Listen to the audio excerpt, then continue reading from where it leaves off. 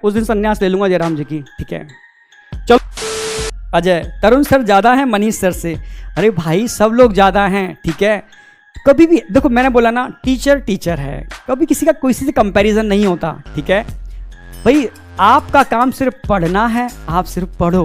कौन ज़्यादा है, कौन कम है, कौन क्या है, कौन वो है, कौन ये है, ठीक है। सिर्फ पढ़ाई पर, ओनली पढ़ाई पर, ठीक है। टीचर टीचर होता है, सब टीचर, ठीक है, टीचर है।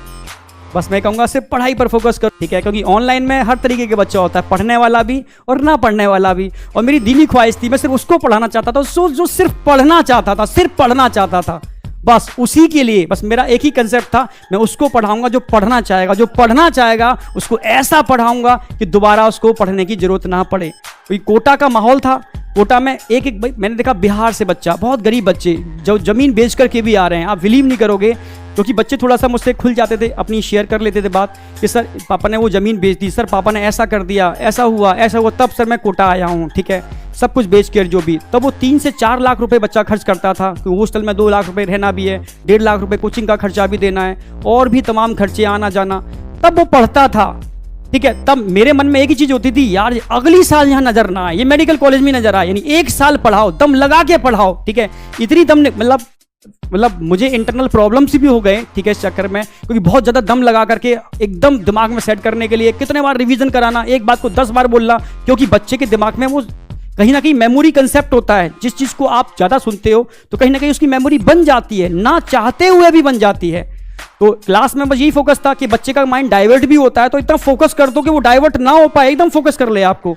तो ये अंतर था ऑफलाइन ऑनलाइन का, ठीक है। तो बस यही एक दिली ख्वाहिश थी, नेक्स्ट ईयर बच्चा कोटा में नजर ना आए, वो नजर आए मेडिकल कॉलेज में। तो 1 साल पूरी दम लगा दो, तो बस उन्हीं बच्चों को पढ़ाओ जो वास्तव में पढ़ना चाहते हैं, जो पढ़ने के लिए आए हैं।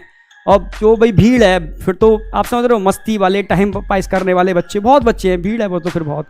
तो उस भीड़ से तो मैं वैसे भी दूर रहना चाहता था, पर अब यहाँ तो पता ही नहीं है। तो बस कौन क्या क्या चाहता है, बस जो चाहता है, ठीक है, अपनी तरफ से मैं 100% दूंगा, पूरा ईमानदारी से दूंगा बेटा, ठीक है। जो रिक्वायर्ड है वो दूंगा, मतलब मेरी तरफ से आपको कमी नहीं मिलेगी, ये दिल से बोल रहा हूँ और दिल से पढ़ा रहा हूँ, और मतलब ये मान के पढ़ा रहा हूँ कि बच्चों में भगवान होते हैं, बस, ठीक है। तो मेरी तरफ से तो बेटा कहीं आपको कहीं कोई शिकायत नहीं मिलेगी, जितना हो सकता है बेस्ट से बेस्ट दूंगा, ठीक है। मेरी तरफ से कहीं कुछ नहीं मिलेगा, पढ़ाऊंगा तो बेस्ट पढ़ाऊंगा, नहीं तो पढ़ाऊंगा ही नहीं, ठीक है। मेरा कंसेप्ट ही यही है, नहीं तो पढ़ाऊंगा ही नहीं। जिस दिन मुझे लगेगा कि मेरी क्वालिटी घट रही है, कहीं ना कहीं कुछ ऐसा हो रहा है, उस दिन संन्यास ले लूंगा जयराम जी की, ठीक है। चलो खैर,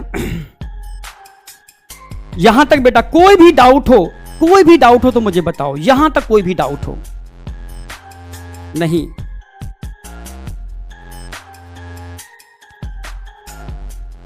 एबनॉर्मल डिलीवरी पर भी आ रहे हैं बेटा, बस अभी जस्ट पहुंचने वाले हैं, डिलीवरी वाला कंसेप्ट अभी नहीं आया। अभी हमने सिर्फ बताया क्या, जेस्टेशन पीरियड। तो जेस्टेशन पीरियड में मुझे बताओ, जेस्टेशन पीरियड में कोई डाउट है? एक टॉपिक हमारा फिनिश हो गया, अब एक टॉपिक और बचा है, पार्चुरेशन। उससे रिलेटेड डाउट अभी मैं क्लियर करने वाला हूं। पार्चुरेशन एक बार कंप्लीट तो कर दूं। अब पार्चुरेशन 2 तरीके से पढ़ाता हूं मैं, ठीक है, क्योंकि अब समझना मेरी बात, क्योंकि हमें 2 टाइप के बैच मिलते थे, एक टॉपर्स का बैच, एक एवरेज बैच।